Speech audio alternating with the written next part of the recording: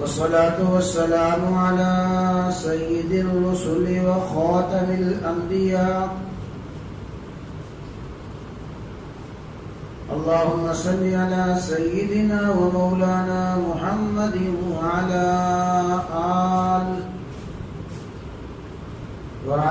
آل سيدنا ومولانا محمد وبارك وسلم. عن عبد الله بن عمر رضي الله تعالى عنهما قال: أنكحني أبي امرأة ذات حسب فكان يتعاهد كنته فيسألها عن بعلها فتقول: نعم الرجل من رجل لم يطع لنا فراشا ولم يفتش لنا كنفا مذ أتينا. فلما طال ذلك عليه ذكر للنبي صلى الله تعالى عليه وسلم فقال: ألقني به. فلقيته بعد فقال: كيف تصوم؟ قال: كل يوم. قال: وكيف تختم؟ قال: كل ليل. قال: صم في كل شهر 3 واقرأ القرآن في كل شهر، أو كما قال النبي صلى الله تعالى عليه وسلم.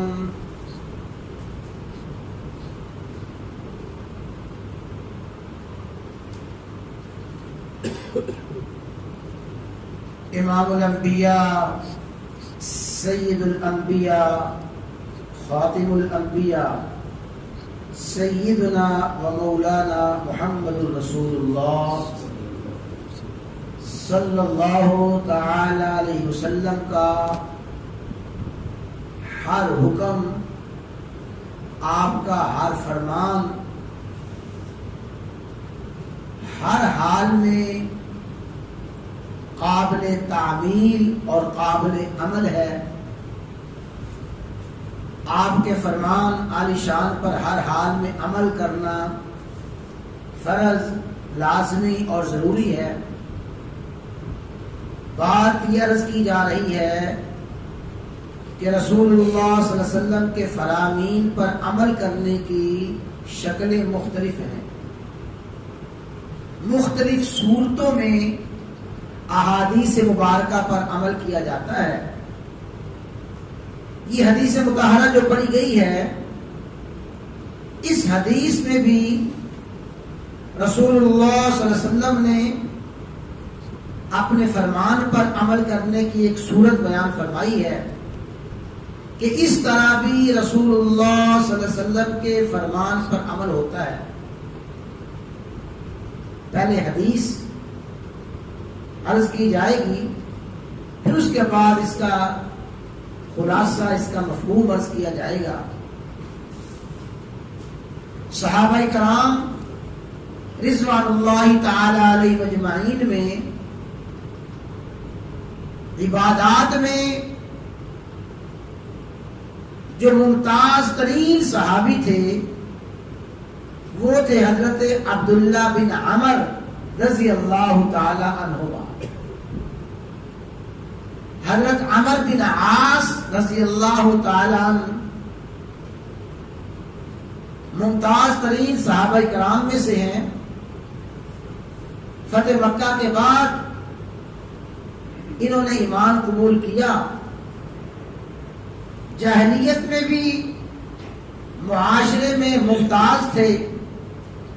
اسلام قبول کرنے کے بعد رسول اللہ صلی اللہ علیہ وسلم کی غلامی میں آئے، پھر بڑی طویل زندگی پائی، حتیٰ کہ اسلام کے اہم کمانڈر بنے، مصر کو فتح بھی کیا اور سال ہا سال تک مصر کے گورنر رہے حضرت عمر بن عاص رضی اللہ تعالی عنہ. عمر بن عاص رضی اللہ تعالی عنہ کے بیٹے ہیں حضرت عبداللہ بن عمر رضی اللہ تعالی عنہ. عبداللہ بن عمر رضی اللہ تعالی عنہما کی طبیعت میں اور فطرت میں اللہ تعالیٰ نے جو ممتاز بات رکھی تھی کہ عبداللہ بن عمر رضی اللہ تعالی عنہما عبادات میں بہت زیادہ مشغول اور مصروف رہتے تھے. آپ کا کام اور آپ کا شغل بس نماز، روزہ، تلاوت، ذکر اذکار، یہی عبادات عبداللہ بن عمر رضی اللہ تعالی عنہما کا تمام صحابہ کرام میں خاص وصف تھا. اپنی عبادات میں، نمازوں میں، روزوں میں، تلاوت میں صحابہ کرام میں ممتاز شمار ہوتے تھے. حضرت عبداللہ بن عمر خود فرماتے ہیں کہ میرے والد ماجد نے میری شادی کی اور میں نے عرض کیا کہ والد تھے حضرت عمر بن عاص رضی اللہ تعالی عنہ، جاہلیت میں بھی سردار شمار ہوتے تھے. تو انہوں نے میری شادی کی ایک خاتون کے ساتھ ذات حسب، جو بڑے اونچے خاندان کی تھی، حسب نسب والی، اعلیٰ خاندان والی تھی. خود بھی اعلیٰ خاندان سے ان کا تعلق تھا تو خاتون کا بھی ایسی ہی خاتون کا انتخاب کیا جو بڑے حسب نسب والی خاندان والی تھی. فَكَانَ يَتَعَاهَدُ كَنَّتَهُ، میرے والد بڑا خیال کرتے تھے. یتعاہد، حال احوال پوچھتے رہتے تھے.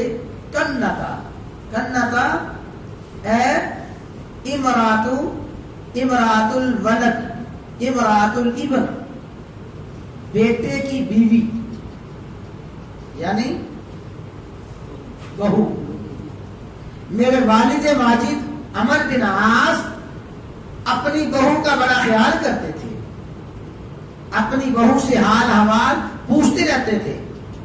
فَيَسْأَلُهَا عَنْ بَالِهَا، پوچھتے تھے کہ خامد تمہارے ساتھ کیسے رہتا ہے، اس کا تمہارے ساتھ کیا رویہ ہے، کیا حال احوال ہے. اس طرح اپنی بہو کا عمر بن عاص بڑا خیال کیا کرتے تھے. ظاہر ہے سسر باپ کی جگہ پہ ہوتا ہے. اسلام نے، شریعت نے اسے والد کا درجہ دیا ہے. جس طرح حقیقی والد اپنی بیٹیوں کے سارے معاملات کی خبر رکھتا ہے، اپنے بیٹیوں کے حال احوال کے بارے میں فکر مند رہتا ہے، تو یہ بھی عمر بن عاص اپنی بہو کے معاملات پوچھتے رہتے تھے، خیال کیا کرتے تھے. ایک دن حضرت عمر بن عاص نے پوچھا کہ بیٹی، میرا بیٹا عبداللہ تمہارے ساتھ کیسے رہتا ہے؟ اللہ اکبر. پوری حدیث ہم سمجھیں گے تو پھر عبداللہ بن حضرت عمر بن عاص کا اپنی بہو کے حال احوال پوچھتے رہنا، بہو سے سوال کرتے رہنا، بہو کا خیال کرنا، اس کا پس منظر کچھ ذہن میں آتا ہے.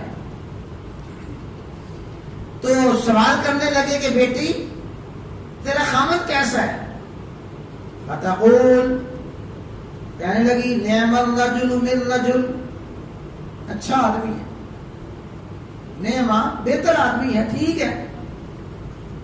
یہ فرمایا اور ساتھ ہی اپنے سسر سے کہنے لگی لم یطع لنا فراشا ولم یفتش لنا کنفا مذ اتینا، جب سے ہم اکٹھے ہوئے ہیں، جب سے ہمارا نکاح ہوا ہے، نہ ہم بستر پہ آئے، نہ اس نے لم یفتش لنا کنفا، میرا کوئی پہلو دیکھا، نہ کپڑا اٹھایا. ہے اچھا آدمی، جب سے ہم اکٹھے ہوئے ہیں، جب سے میں اس گھر میں آئی ہوں، ہم کبھی بستر پہ اکٹھے نہیں ہوئے۔ یہ گویا بڑے لطیف انداز سے اور اشارے کنائے سے اپنے خامد کا شکوہ کیا کہ ابا حضور، آپ کا بیٹا تو بہت اچھا ہے، نمازیں، ذکر اذکار، تلاوت قرآن کی قرات بڑی کثرت سے کرتا ہے، جب سے ہم اکٹھے ہوئے ہیں، نکاح ہوا ہے، نہ کبھی بستر پہ ہم اکٹھے ہوئے، نہ اس نے کبھی میرا پہلو دیکھا، ہے اچھا آدمی۔ اور بھائی یاد رکھیں کہ شریعت میں رسول اللہ صلی اللہ علیہ وسلم کے فرامین میں یہ بات بڑی کثرت سے ملتی ہے، اور یہ حدیث مبارکہ کا ایک بڑا تفصیلی عنوان ہے کہ رسول اللہ صلی اللہ علیہ وسلم ایسے پردے کی باتوں کو کس کنائے میں ارشاد فرمایا کرتے تھے۔ اشارے کنائے میں بات سمجھا دی تاکہ شرم و حیا کا تقاضا باقی رہے۔ رسول اللہ صلی اللہ علیہ وسلم نے بے شمار احادیث میں وہ اشارے کنائے ملتے ہیں کہ رسول اللہ صلی اللہ علیہ وسلم اس طرح پردے کی باتیں کیسے کنائے کے الفاظ کے ساتھ، کیسے اشارے کنائے میں سمجھایا کرتے تھے، صحابہ کرام کیسے سمجھایا کرتے تھے۔ تو یہ خاتون کہتی ہیں کہ اچھا آدمی ہے، لیکن جب سے ہم اکٹھے ہوئے ہیں، مُذْ أَتَيْنَاهُ، جب سے ہم اس گھر میں آئے ہیں، اکٹھے ہوئے ہیں، نہ کبھی ہم بستر پہ اکٹھے ہوئے، نہ اس نے کبھی میرا پہلو اٹھایا، یہ شکایت کی۔ فَلَمَّا طَالَ ذَلِكَ عَلَيْهِ، جب اس کیفیت کو ایک طویل مدت گزر گئی، یعنی جب باپ کے سامنے شکایت ہوئی تو باپ خیال کرنے لگے کہ بیٹا ہے، چلو 2-4 دن کے بعد ٹھیک ہو جائے گا، شکایت تو میرے سامنے آ گئی ہے، بیٹے کو بھی پتا چل گیا ہوگا کہ میری بیوی نے باپ کے سامنے شکایت کی ہے، تو انتظار کیا کہ خود ہی اپنا رویہ ٹھیک کر لے گا۔ لیکن فلما طال ذلك علیہ، جب اس بات پہ، اس رویے پہ ایک طویل عرصہ گزرا، بہت دن گزر گئے، ذکر للنبی صلی اللہ علیہ وسلم، میرے والد ماجد نے نبی کریم صلی اللہ علیہ وسلم سے یہ بات عرض کی، ذکر کیا میرے اس رویے کا، یا رسول اللہ صلی اللہ علیہ وسلم، میں نے اپنے بیٹے عبداللہ کی شادی کی ہے، بڑے اعلیٰ خاندان میں کی ہے، حسب نسب والی ہے، شریف خاتون ہے، لیکن میرے بیٹے کا اپنی بیوی کے ساتھ رویہ ہی ہے۔ سمجھانے کے مختلف انداز ہوتے ہیں، بعض مرتبہ والد خود سمجھاتا ہے، بعض مرتبہ والد سمجھانے کے لیے کسی دوسرے کو ذریعہ اور وسیلہ بناتا ہے، جس کی بات کو زیادہ مؤثر سمجھتا ہے اور سمجھتا ہے کہ یہ میرا بیٹا اس کی بات کا زیادہ اثر لے گا۔ تو میرے والد عمر بن عاص رضی اللہ تعالی عنہ نے رسول اللہ صلی اللہ علیہ وسلم کے سامنے میرے اس رویے کا ذکر فرمایا، فقال، فرمایا رسول اللہ صلی اللہ علیہ وسلم نے، القنی بھی، میری اس کے ساتھ ملاقات کرواؤ، یعنی اس کو میرے پاس لاؤ، پیغام بھیجا، فلقیتہ بعد، میں حاضر خدمت ہوا، آپ سے ملاقات کی، بیٹھ گیا، رسول اللہ صلی اللہ علیہ وسلم نے سوالات، گفتگو شروع فرمائی، فقال کیف تصوم، عبداللہ یہ بتاؤ تم روزے کیسے رکھتے ہو، کیسے رکھتے ہو، یعنی تمہارے روزے رکھنے کی کیفیت کیا ہے، کتنے روزے رکھتے ہو؟ قال کل یوم، یا رسول اللہ صلی اللہ علیہ وسلم میں تو ہر دن روزہ رکھتا ہوں، کل یوم، ہر دن روزے کی حالت میں ہوتا ہوں، مسلسل بلا ناغہ روزے رکھتا ہوں۔ قال، اچھا، وکیف تختم، قرآن کریم کیسے مکمل کرتے ہو؟ تختم، ختم قرآن کیسے کرتے ہو؟ تلاوت کا کیا حال ہے؟ قال کل لیلہ ہر رات قرآن کریم ختم کرنا. ظاہر ہے کہ جب ساری رات قرآن پڑھنا ہے، سارا دن روزہ رکھنا ہے، تو باقی حقوق کی ادائیگی تو ہو ہی نہیں سکتی.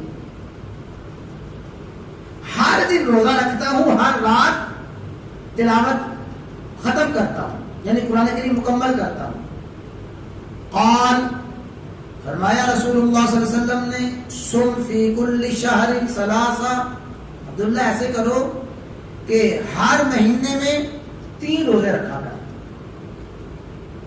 وہ روزانہ روزہ رکھتے تھے، آپ نے فرمایا نہیں، ہر مہینے میں کتنے روزے؟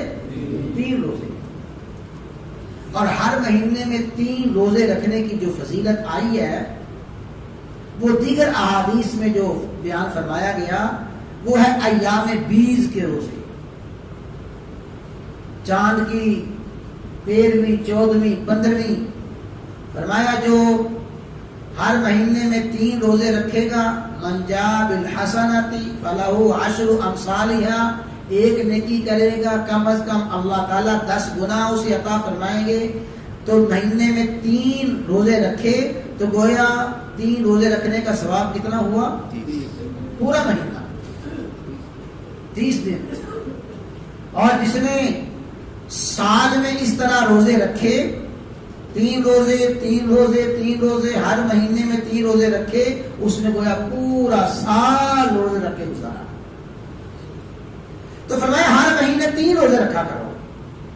وقرأ القرآن فی کل شہر، اور قرآن کریم کی قرات، قرآن کریم کا پڑھنا اور قرآن کریم کا مکمل کرنا، فی کل شہر، ہر مہینے میں 1 قرآن کریم پڑھ لو. ظاہر ہے ہر مہینے میں 1 قرآن پڑھے گا تو روزانہ 1 سپارہ ہوگا. مہینے میں 3 روزے رکھے گا تو باقی سارے کے سارے دن روزے کے بغیر ہوں گے. قال فرماتے ہیں عبداللہ بن عمر، قلت، میں نے عرض کیا، انی اطیق اکثر من ذالک، یا رسول اللہ صلی اللہ علیہ وسلم میرے اندر تو اس سے زیادہ طاقت ہے، یعنی میں اس سے زیادہ روزے رکھ سکتا ہوں، اس سے زیادہ قرآن کریم کی تلاوت کر سکتا ہوں. تو میں اچھا اگر زیادہ کرنا چاہتے ہو، صم 3 ایام فی الجمعہ، ایسے کرو کہ جمعہ میں یعنی ہفتے میں 3 روزے رکھ لو. اگر مہینے میں 3 روزے رکھنے کے بجائے روزوں کی کثرت کرنا چاہتے ہو تو ایک ہفتے میں 3 روزے رکھ لو.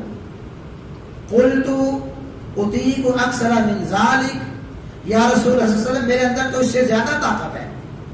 یعنی یہ کیا ہے؟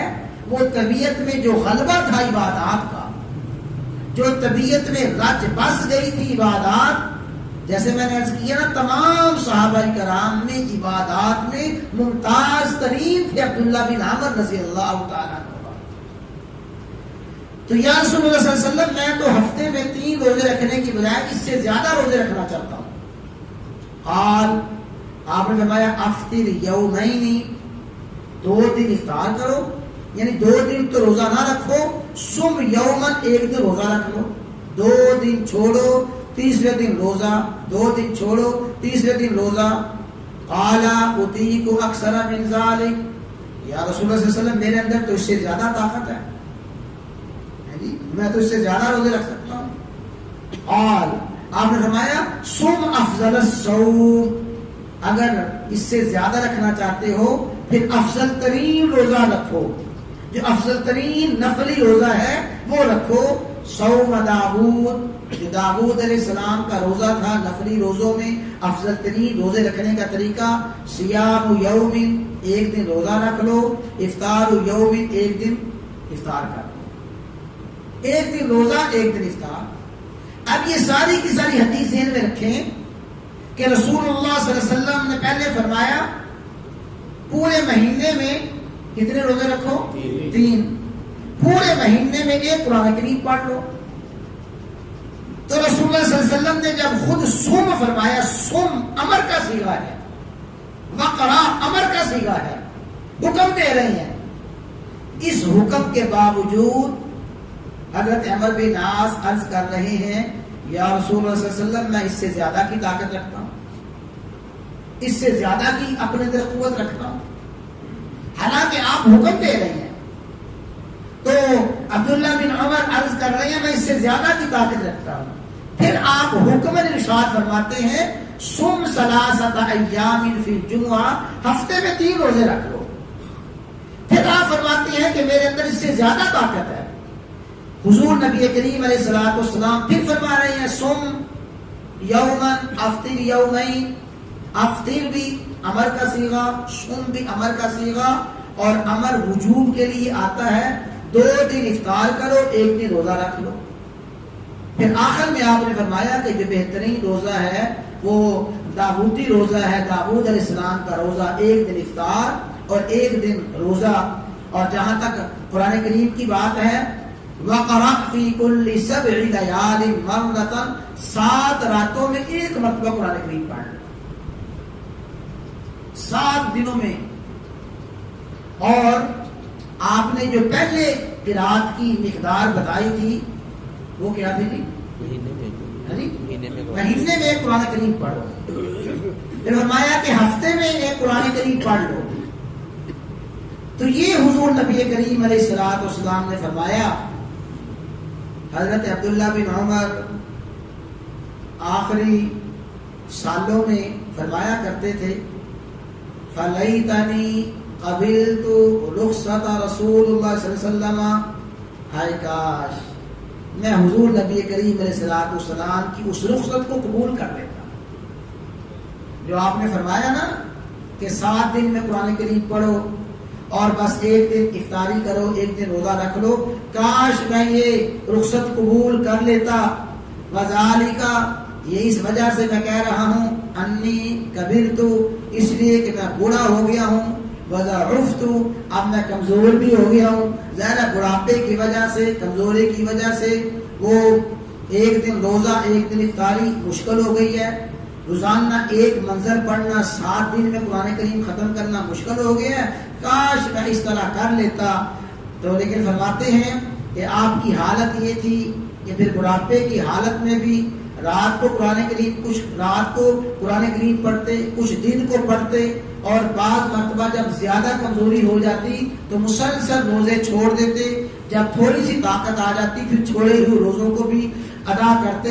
یعنی اس طرح فرماتے کہ میں نے حضور نبی کریم علیہ الصلوۃ والسلام سے جو معمول سیکھا ہے اب میں ناپسند کرتا ہوں کہ میں اس حالت کو چھوڑ دوں۔ بڑھاپے کی حالت میں بھی ایسے ہی کیا کرتے تھے حضرات گرامی۔ یہ حضرت عبداللہ بن عمر رضی اللہ تعالی عنہما کی روایت ہے، لیکن اچھی طرح سمجھ لیں کہ حضرت امام بخاری رحمہ اللہ تعالی نے اس روایت کو اپنی بخاری شریف میں کم و بیش 19 مرتبہ ذکر فرمایا ہے، 19 مرتبہ یہ حدیث ذکر فرمائی ہے، لیکن حدیث کے الفاظ مختلف ہیں، کہیں الفاظ کا اضافہ، کہیں الفاظ کا اختصار، کہیں الفاظ کچھ ہیں کہیں الفاظ کچھ ہیں، لیکن پورے کا پورا پس منظر صرف اس حدیث میں بیان فرمایا گیا کہ عبداللہ بن عمر رضی اللہ تعالیٰ عنہما کے ساتھ یہ معاملہ کیوں پیش آیا، یہ گفتگو کیوں ہوئی، اس کا پورا پس منظر اس حدیث میں بیان فرمایا گیا ہے۔ اس کے علاوہ 18 مقام پہ جو حدیث ذکر فرمائی گئی اس میں آپ نے فرمایا کہ عبداللہ تیرے جسم کا تجھ پہ حق ہے، تیری آنکھوں کا تجھ پہ حق ہے، تیری بیوی کا تجھ پہ حق ہے، تیرے مہمان کا تجھ پہ حق ہے، یہ آپ نے ارشاد فرمایا اور مختلف الفاظ فرمائے۔ جب تک پوری کی پوری حدیث کا پس منظر آدمی نہ جان لے اس وقت تک اسے سمجھ نہیں آ سکتی کہ حضور نبی کریم علیہ الصلوۃ والسلام حضرت عبداللہ بن عمر کو یہ کیوں فرما رہے تھے۔ اچھی طرح سمجھ لیں، محض چند احادیث کو دیکھ کر نتیجہ نہیں نکالا جا سکتا، چند احادیث کو دیکھ کر نتیجہ نکالنے کا بالکل نتیجہ نکالنے کی مثال یہی ہے، جیسے کوئی عیسائی کہے کہ تم کہتے ہو عیسیٰ علیہ السلام کا باپ کوئی نہیں ہے، اور قرآن سے ثابت ہے کہ عیسیٰ علیہ السلام کا باپ ہے، قرآن میں ہے، یا ایھا الناس انا خلقناکم من ذکر و انثی، یا ایھا الناس، اے انسانوں، ہم نے تم سب کو پیدا کیا ہے ایک مرد اور ایک عورت سے۔ سمجھ رہے ہیں نا جی کہ قرآن تو انسانوں کو کہہ رہا ہے کہ تم سب کے سب ایک مرد ایک عورت سے پیدا کیے گئے ہو۔ کیا عیسیٰ علیہ السلام کو انسان مانتے ہو کہ نہیں مانتے؟ ہاں جی، عیسیٰ علیہ السلام انسان تھے۔ جب انسان تھے تو اللہ نے سب انسانوں کو ایک مرد ایک عورت سے پیدا کیا ہے۔ جب تک ایک مرد ایک عورت نہ ہو، انسانوں کی پیدائش ہی نہیں ہوئی، تو تم کیسے کہتے ہو کہ عیسیٰ علیہ السلام بغیر باپ کے پیدا ہوئے؟ بظاہر دیکھا جائے آیت قرآن کریم کی بالکل صحیح ہے اور اس کی دلیل بالکل ٹھیک ہے، لیکن جواب یہی دیا جائے گا کہ صرف اس ایک آیت کو نہ دیکھو، صرف اس آیت کو نہ دیکھو، وہ بے شمار آیات دیکھو، بے شمار آیات، جن آیات میں اللہ تعالیٰ نے عیسیٰ علیہ السلام کی پیدائش کا ذکر فرمایا، مائی مریم کے پورے حالات بیان فرمائے، اور اللہ تعالیٰ نے فرمایا کہ یقیناً ان لوگوں نے کفر کیا جو یہ کہتے ہیں کہ اللہ تعالیٰ نے بیٹا بنا لیا ہے، جو یہ کہتے ہیں کہ عیسیٰ علیہ السلام الہ ہے۔ جب تک باقی آیات کو نہ دیکھا جائے گا، اس آیت سے کوئی نتیجہ نہیں نکالا جا سکتا۔